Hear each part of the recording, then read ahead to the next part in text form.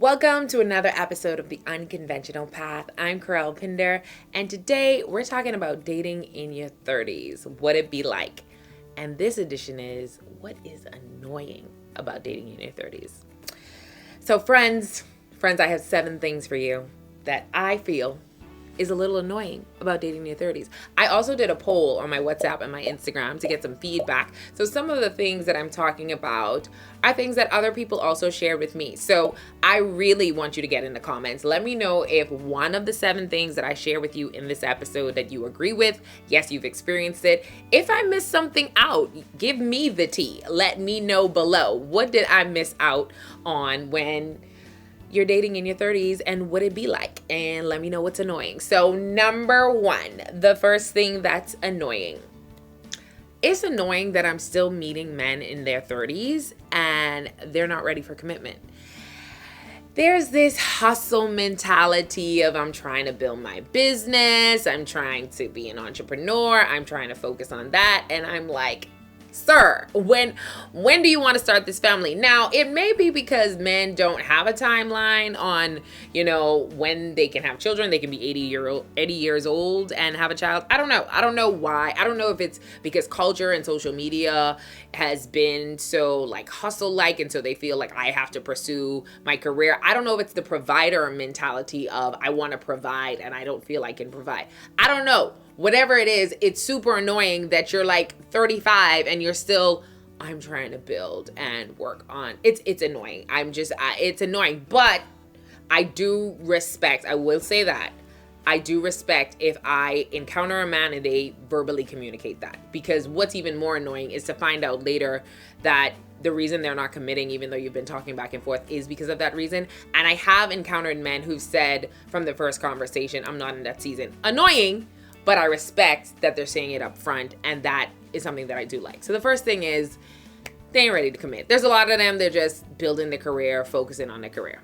Number 2, on my side, I hate that in my late 30s that the anxiety from my biological clock tends to kick in. And I don't want it to happen. I think I've started to be a little better about it, but for a long time, especially coming into mid-30s and then going into the late 30s, you start thinking about it because your doctor tells you about it. Like every time you go for your annual physical, I remember having a friend at 31 where her doctor brought her to tears because she said, what's going on? You're 31. Do you intend to have children? So it's just a real thing for women in their 30s who want to have children that your biological clock is going. So do you just go and have a child out of wedlock? Do you settle down with someone just so that you could have a child within wedlock? It's a form of anxiety that tends to be there that you just really have to release to God and pray about it and say, you know what?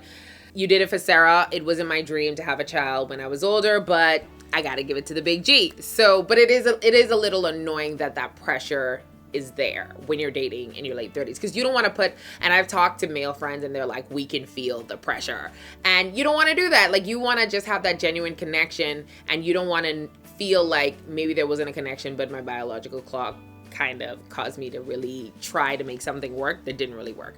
So that's kind of annoying. The third thing that's annoying about dating in your 30s, friends, communication skills are subpar. It's subpar. I met this guy on Tinder. Yeah, I know Tinder's not the app apparently for relationships, but somebody told me to try it. So I did, and every morning, I just got a good morning, how are you? Like no real conversation, and then I would call to try to engage in full conversation. Didn't work. I would wait on them to call back and give full engaging conversation. Maybe asking a little bit about what I like to do for fun. What are my hopes and dreams? Who am I as a person? I don't know, but some engaging conversation other than good morning, hope you have a good day. It was annoying. And so eventually I was just like, this isn't gonna work because you're not having any real conversation. When I try to initiate real conversation, we don't have it. You never initiate real conversation, and just good morning every day, like communication sucks. And I don't know if it's because we're in the technology side of the world versus late 30s. Maybe it's because everybody's just so used to texting that, being in an environment where I have to actually engage in full conversation, it doesn't happen. Maybe it was because I met him on an app and that's not what he was looking for. Who knows? The point is communication at this point should be better. And so, yeah, that's annoying.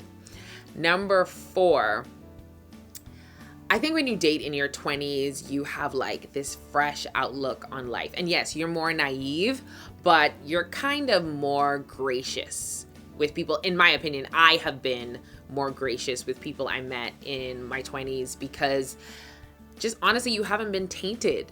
When you've gone through relationships where you've been cheated on, where there has just been confusion, or you're just not on the same page, or you want more than the other person, or they want more than you, or it's just been tainted. And so now when you view relationships and you meet people, you're kind of viewing this new person who you don't know through this tainted window. And you don't want to do it, but have to fight from, okay, let me not taint this version of a new experience and just be open to that person is a challenge, because you've dated for a long time. You've dated all through your 20s. You've dated for most of your 30s.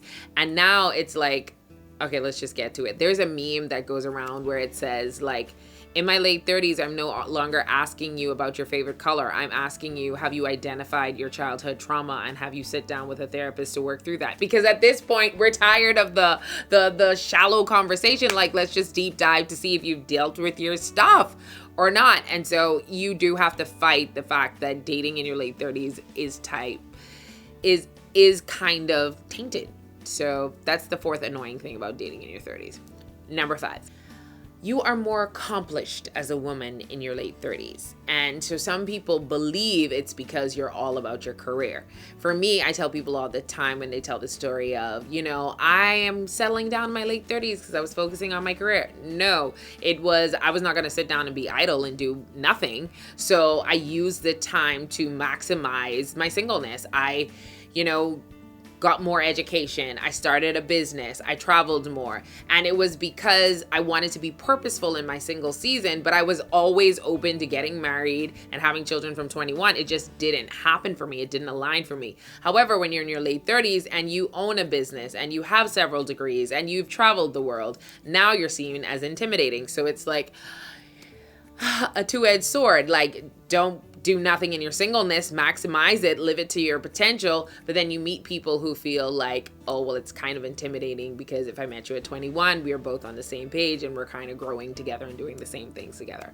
So having to deal with the fact that some people are intimidated by the fact that you have those things that you have done is a little annoying, but I don't regret being purposeful in my single season because this is the season for it. This is the season to explore the things. And I know that God will align me with someone who appreciates that fact, but it is annoying to keep running into people that are intimidated by the things that I did in the season. Number 6, for me, trying to navigate the line between being open and settling. It's a line, and you don't want to settle, but you also don't want to be super picky that you're not open to a new experience that may surprise you.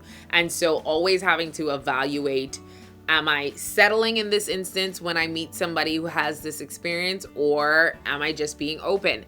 So one of the ways that I've tried to navigate it is if it's something that's physical, an attribute that, okay, maybe I didn't see myself with someone who was short. God, I'm not saying that is what you should do. I'm just saying that if I did not see myself in that situation, like deciding not to date someone because they're shorter than I imagine, I think is something of where you're just, being too picky and you're just not being open.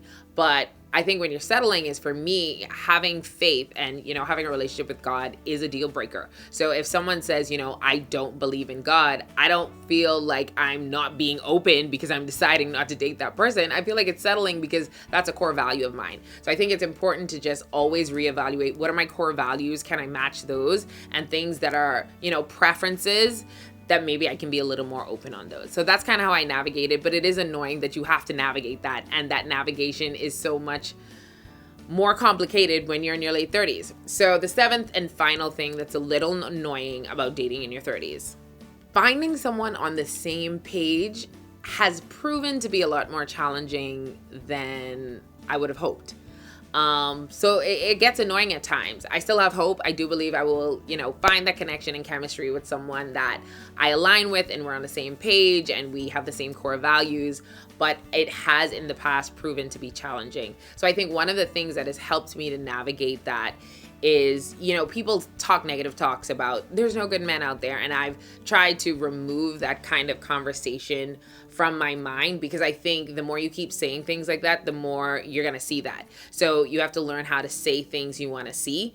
And then something else that I thought about was actually positioning myself in places that I've never been before, because if you want something you never had before, you have to do something you've never done before. So positioning myself in different spaces and places that may be a little more uncomfortable, but it may open me up to connect with someone that I do share core values with, or a connection. So it's annoying that that has been the past experience, but I am hopeful and positive that I'm going to, add new things that hopefully changes the outlook on that, because I know the person is out there. So those are some of the things that I found annoying while dating in my 30s. So let me know in the comments some things that you have found annoying. I'm going to do another episode about things that I think work well, or that, I like about dating in your 30s on the next episode. So if you want to chime in with that as well, let me know if you like that, and let me know what you would like to hear more about in this series that we're going to continue that's called Dating in Your 30s. So don't forget to comment below, share this video with a friend, and subscribe. Can't wait to see you guys